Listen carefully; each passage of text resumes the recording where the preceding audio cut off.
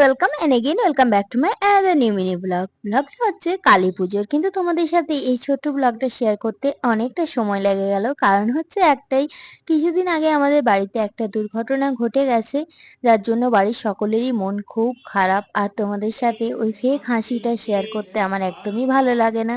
আর ওই যে দুর্ঘটনাগুলো, সেগুলো শেয়ার করে ভিউজ কামানোর আমার কোনো ইচ্ছা নেই। তাই তোমাদের সাথে এতদিন আর কোনো ব্লগ শেয়ার করা হয়নি, আর একটু ইরেগুলার হয়ে গেছিলাম বলতে পারো। তবে চেষ্টা করব সব মন খারাপ কাটিয়ে উঠে আস্তে আস্তে তোমাদের সাথে আবার সুন্দর সুন্দর ব্লগ শেয়ার করার। দিনটা যেহেতু ছিল কালী পুজোর, সকাল থেকে আমি নির্জলা উপোস করেছিলাম। আর মন্দিরে যখন যাই ঘড়িতে তখন বাজে প্রায় ওই 10টা মতো। এবছর আমি প্রথম কালী পুজোর উপোস করেছিলাম মায়ের কাছে ছোট্ট একটা আবদার রেখে। আমার কাছে বড় হলেও মায়ের কাছে তো ছোটই, কারণ মা তো সবই পারে। জয়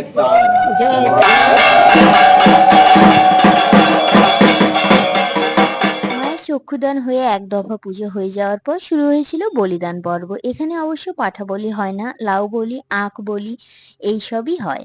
পুজো দেখতে আর পুজো করতে আমার তো খুবই ভালো লাগে, তোমরা সবাই সেটা জানো।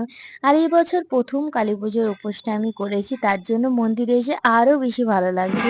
অন্যান্য বছর আসি পুজো দিয়ে চলে যায়, বাট এবছর তার তুলনায় অনেকটাই ভালো লাগছে।